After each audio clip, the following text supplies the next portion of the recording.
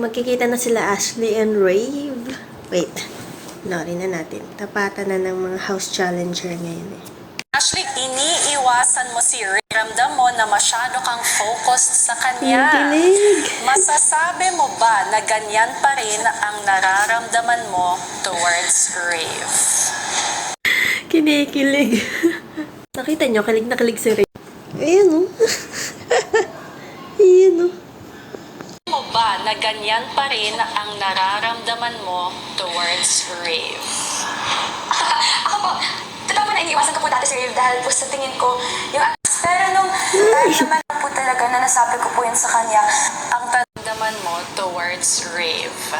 ay pagka-admire isang tao po na magaling po siya sa pagdating po sa pag-host, parang sa tingin okay lang po pala na kahit wala po siya sa tabi ko and parang nanatili lang po yung admiration pero hindi po lumalim po yung likeness.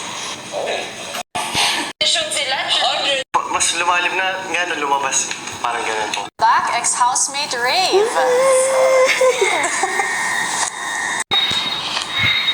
Oh my God. Go ahead, Rave. Akala ko pa ako yung big winner. Wala. Nakita niyo yung reaction ni Ashley. Lang ulitin natin. Go ahead, Rave. Akala ko pa ako yung big winner. Rave. Ako yung big winner. Ano yun? Para saan yung ha?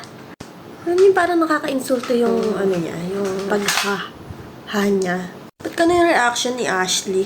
Tapos hindi niya pa piniling big winner si Rave. Eh sabi niya, big winner niya daw si Rave. Si Clifford bigla. Alam mo yun? Kung bakit gusto kong maging malapit sa'yo ba? At nagbago ba yun dahil lumabas lang ako? Ako sure, lalo ng lubusan niyang Pero may nagbago ba na lumabas ako? siguro madami lang akong na-realize sa sarili. Pero yung sinabi mo bago ako lumabas, yun pa din ba? Ha? Sa ngayon, hindi na. Oh my God. Narinig niyo yung dating. Siguro madami lang. Ha? Sa ngayon, hindi na. Grabe ka, Ashley. Hindi na. Talaga. Wala ako.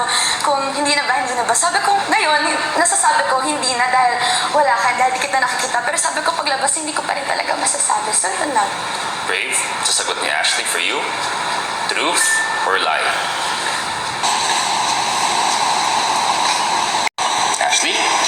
Rave, sasagot ni Ashley. Maraming salamat po. Alam mo yung sasabihin pa niya, solid. Maraming salamat po. Ashley, pwede ka na humarap dito ulit Solid. habang sinusuri ng jury. Sobrang insensitive niya, knowing na sasaktan na si Rave. Alam niyo yung paiyak na siya, tapos hindi niya lang matuloy yung luha niya kasi nasa ano nga siya, house challenger siya eh.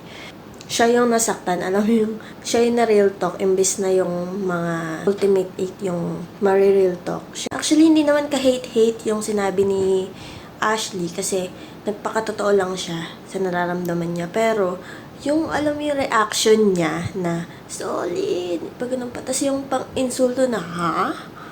Yung ganun. Tapos, wait lang yung eyebags ko. Malito. Sobrang insensitive niya sa part na yon.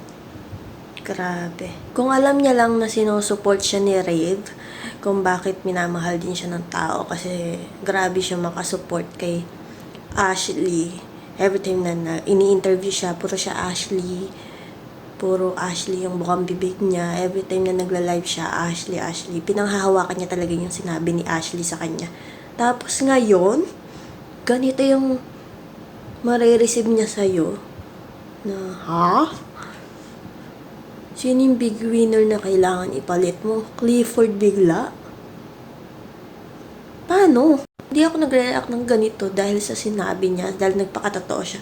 Pero sa reaction niya, na hindi niya man lang inisip, pinararamdaman ni Rave, knowing na meron siyang pinangako kay Rave before siya lumabas. Tapos pag alis ni Rave, parang naiiyak-iyak na siya. Tapos sabi niya lang, ha, solid. Truth or lie? 100%. 100% truth. Yung mga reaction ng mga house challengers, mga ex-PBB housemates, Halatang nasaktan kasi nakita nila kung gaano ka down bad ni Rave kay Ashley na talagang consistent siyang yung feelings niya para kay Ashley, consistent talaga eh. Mahirap po talagang sabihin po sa kanya na hindi na po as of now. Pero yun po talaga yung nararamdaman ko po and alam din po yan lahat ng housemate. Yung mukha ni Ate B. Halatang masaktan siya kay para kay Rave. Tingnan niyo. Ayan o. Sige po. Maraming salamat. Ashley. See you. Masaya ka pa! Masaya ka pang may nasaktan ka?